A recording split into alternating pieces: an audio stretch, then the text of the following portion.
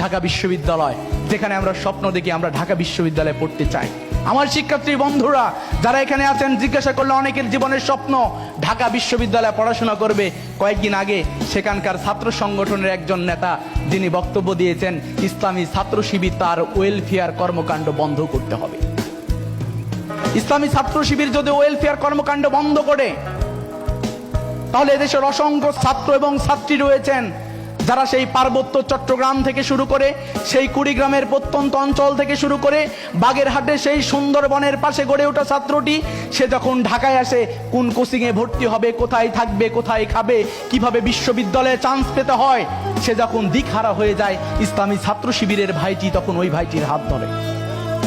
যখন বিশ্ববিদ্যালয়ে যাওয়ার পরে সে মনে করে এখন আমি কোথায় থাকবো, কিভাবে চলবো, আমার বিশ্ববিদ্যালয়ের জীবন কেমন হওয়া দরকার, কিভাবে আমি আমার স্বপ্ন পূরণ করতে পারি, সেদিন বিশ্ববিদ্যালয়ের গেটে দাঁড়িয়ে থাকে ইসলামী ছাত্র শিবিরের ভাইটি, তাকে যে রজনীগন্ধা দিয়ে শুভেচ্ছা জানিয়ে ওয়েলকাম করেছিল, সেই ভাইটি কিন্তু তখন তাকে পথ দেখায়। আপনি যদি মনে করেন যে ওয়েলফেয়ার কর্মকাণ্ডের মাধ্যমে ইসলামী ছাত্র শিবির রাজনৈতিক কর্মকাণ্ড পরিচালনা করে, তাহলে আমি বলতে চাই ইসলামী ছাত্র শিবির সকল ওয়েলফেয়ার কর্মকাণ্ড বন্ধ করবে, কিন্তু রাষ্ট্রকে দায়িত্ব নিতে হবে। যদি রাষ্ট্র দায়িত্ব নিতে পারে যে পার্বত্য চট্টগ্রামে বসে থাকা আমার সেই ভাইটি, আমার সেই বোনটি, কুড়িগ্রামের সেই প্রত্যন্ত গ্রামের আমার সেই ভাইটি, সেই বোনটি, যদি বাগেরহাটের সুন্দরবনের পাশে গড়ে ওঠা সেই ভাই বোনটিকে যদি দায়িত্ব রাষ্ট্র গ্রহণ করতে পারে যে তার প্রত্যেকটি ক্ষেত্রে রাষ্ট্র সহযোগিতার মাধ্যমে তাকে তার কাঙ্ক্ষিত লক্ষ্যে পৌঁছে দিবে, কোনো সহযোগিতা প্রয়োজন হবে না, ইসলামী ছাত্র শিবির তখন আর ওয়েলফেয়ার কর্মকাণ্ড করবে না।